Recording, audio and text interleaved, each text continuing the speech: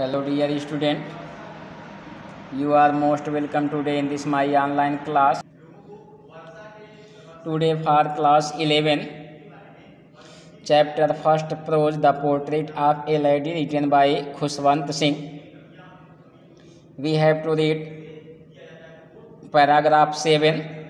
Before it, we have read paragraph 5th and paragraph 6.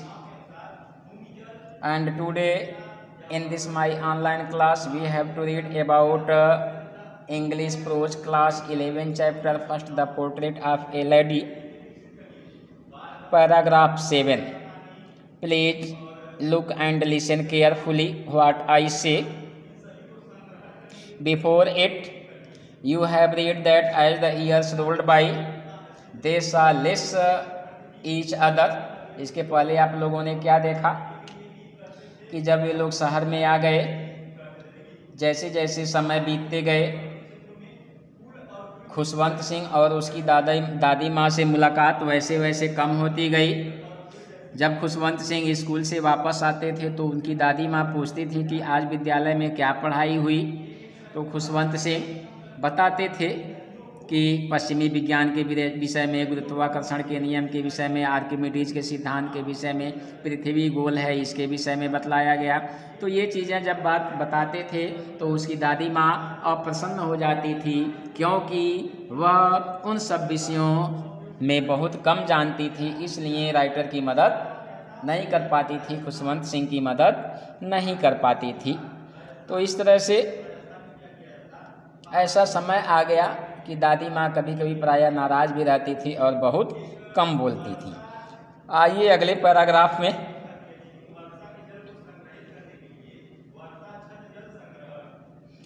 When I went up to university, in this passage, writer Khushwant Singh says that when a time approached when he had gone up to university, एक समय ऐसा आया, When I went up to university, जब खुशवंत सिंह विद्यालय में गए, I was given a room of my own, then he got a room alonely, तब उन्हें यानी राइटर को अलग से एक कमरा मिल गया। The common link of friendship was snapped, snapped means broken, the common link साधारण टच ऑफ फ्रेंडशिप दोस्ती का was snap broken, the common link of friendship was snap. इस तरह से राइटर के और उनके दादी माँ के बीच की जो साझी की कड़ी थी, संबंध की कड़ी थी, वह टूट गई।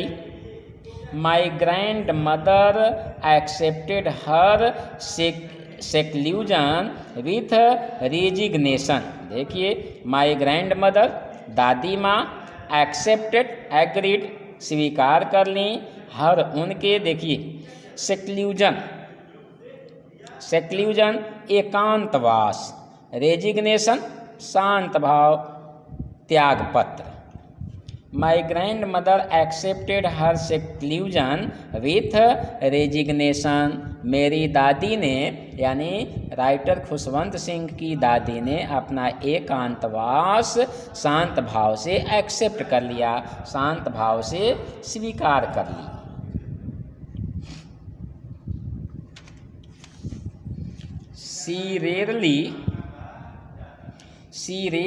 rarely, hardly, मुश्किल से left her spinning wheel, चरखा, to talk to anyone, किसी भी व्यक्ति से बात करने के लिए।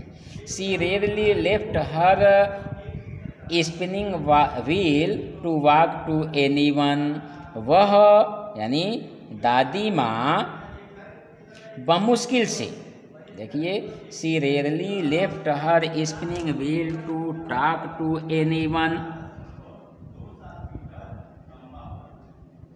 वे किसी भी से बात करने के लिए, she rarely left her spinning wheel to talk to anyone, वे यानी खुशवंत सिंह की दादी माँ किसी भी व्यक्ति की बात करने के लिए प्रायः अपने स्पिनिंग व्हील को, चरखे को छोड़ती नहीं थी। फ्रॉम सनराइज, सनरोज यानी सूर्योदय, टू सनसेट सूर्यास्त, she sat by her wheel spinning and reciting prayers. वे सूर्योदय से सूर्यास्त तक चरखे पर बैठी हुई रहती थी तथा देखिए रेसिटिंग प्रेयर्स और भजन करती रहती थी। Only in the afternoon she relaxed for a while to feed the sparrow, but in the afternoon time she used to stand up to feed some grains to sparrows। लेकिन ओनली इन द आफ्टरनून केवल दोपहर के समय में सी relax वह थोड़ा आराम करती थी, इस कारण से कि टू फीड द स्पैरो गौरैयों को दाना खिलाने के लिए वह दोपहर में थोड़ा आराम करने के लिए चरखे से उठती थी। आगे देखते हैं। While she sat in the veranda, when she used to sit in the veranda position, जब वे बरामदे में बैठी रहती थीं, breaking the bread into little bits, और चपातियों को रोटियों को छोटे छोटे टुकड़ों में छोटे छोटे टुकड़े करती थी। Hundreds of little birds collected round her, creating a veritable bedlam of chirrupings। तो सैकड़ों सैकड़ों की संख्या में छोटी छोटी पक्षियाँ देखिए। While she sat in the veranda breaking the bread into little bits, जब राइटर की दादी माँ खुशवंत सिंह की दादी माँ जब बरामदे में बैठी हुई रोटियों के छोटे छोटे टुकड़े कर रही होती थीं, hundreds of little birds collected round her, तो सैकड़ों छोटी छोटी पक्षियाँ उनके चारों ओर इकट्ठे हो जाती थीं। एंड ए वेरिटेबल भिन्न भिन्न, पागल बना देना, वेरिटेबल ब्लेड पागल बना देना, चिरूपिंग ची ची की आवाज़ से, creating a veritable bedlam of chirrupings, और ची ची करके पागल बना दिया करती थी। सम केम, देखिए कुछ पक्षियाँ आती थीं, and perched on her legs and sat on writer's grandmother's leg, और उनके देखिए लेग्स पैरों पर बैठ जाती थीं। कुछ पक्षियाँ आती थीं और उनकी टांगों पर बैठ जाती थीं। Others on her shoulders and there were some birds who sat on the writer's grandmother's shoulder, और कुछ तो आकर दादी माँ के कंधों पर बैठ जाती थी। Some even sat on her head and there were some birds who sat on the writer's grandmother head, कुछ पक्षियाँ तो ऐसी थी जो दादी माँ के सर पर बैठ जाया करती थीं। She smiled, writer's grandmother smiled, writer की दादी माँ मुस्कुराती थीं। But never shooed them away, shooed ran away, flee away भगाना,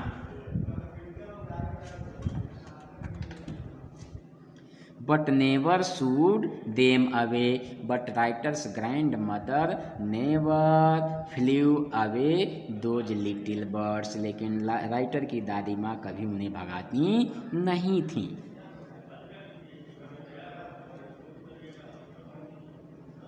It used to be the happiest very good half an hour, आधे घंटे, of the day, the whole day for her, for writer's grandmother. It used to be the happiest half hour of the day for her. This time, near about this half an hour time was the happiest time for writer's grandmother. यह उनके लिए यानी ये आधे घंटे writer की दादी माँ के लिए पूरे दिन में सबसे अधिक खुशी का समय होता था। So in this way your 7th chapter has been over. Come to 8th chapter, come to 8th paragraph. Come to next paragraph, 8वें पैराग्राफ की तरफ आइए। When I decided to go abroad, go forward for further studies, for further education. When writer Khushwant Singh decided to go for his further education. जब writer ने अपने आगे की पढ़ाई के लिए, देखिए, when I decided to go abroad further study, जब राइटर ने अपने आगे की पढ़ाई के लिए दूसरी जगह यानी विदेश जाने का निश्चय किया, I was sure, then the writer was very sure that, तब राइटर को पूरा विश्वास था कि my grandmother would be upset, that his grandmother would be some restless, कि मेरी दादी माँ बहुत ज़्यादा बेचैन होंगी। I would be away for 5 years। From that time the writer had to live there for 5 years। Writer को 5 वर्षों तक दूर रहना था। And at her age one could never tell, and about his grandmother's age nobody could forecast anything. और writer की दादी माँ की आयु के बारे में कोई भी विश्वस्त रूप से कुछ कह नहीं सकता था। But my grandmother could, but writer's grandmother could forecast about her age certainly. लेकिन राइटर की दादी माँ को तो पूर्ण विश्वास था, वह अपने भविष्य के विषय में विश्वास के साथ कह सकती थी। She was not even sentimental and writer's grandmother was not even some or slight sentimental। और राइटर की दादी माँ थोड़ी सी भी सेंटिमेंटल भावुक नहीं हुई। She came to leave me at railway station। Writer's grandmother went to leave writer at the station। Writer की दादी माँ स्टेशन पर उसे छोड़ने गई। But did not talk or show any emotion। But writer's grandmother did not show any emotion or did not talk anything। लेकिन writer की दादी माँ उससे कुछ बोली नहीं और न ही कोई भावना दिखाई। Her lips moved in prayer every moment। Writers grandmother prayed to God। उसके होठ, राइटर की दादी माँ के होठ हमेशा प्रार्थना करते रहे। Her mind was lost in prayer and her whole sentimental in prayer। और राइटर की दादी माँ का मस्तिष्क भी प्रार्थना में खोया हुआ था। Her fingers were busy telling the beads of her rosary। Writer की दादी माँ की उंगलियाँ अपनी मालाओं को फेरने में व्यस्त थीं। Silently she kissed my forehead and after some moment writer's grandmother kissed writer's forehead। और चुपचाप दादी माँ ने राइटर के फोरहेड यानी लाट को चूमा। एंड वेन आई लेफ्ट, देखिए, and when I left the station, when I started my journey, I cherished the most, cherished माने संजो कर रखना, the most imprint as perhaps the last sign of physical contact, माने अंतिम मूल्य शारीरिक संपर्क, between us. When I left, जब मैंने अपनी यात्रा शुरू किया, जब मैं चला, I cherish the most imprint as perhaps the last sign of physical contact between us. तो मैंने उस गीली छाप को अपने शारीरिक संपर्क की अंतिम मूल्यवान निशानी समझकर उसे अपने मन में संभाले रखा। So in this way your 8th paragraph has over। I hope you will be understand this explanation।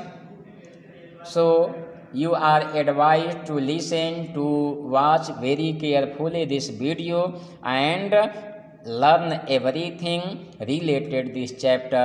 If you find any validation, any suspicion, then please contact me। Thank you।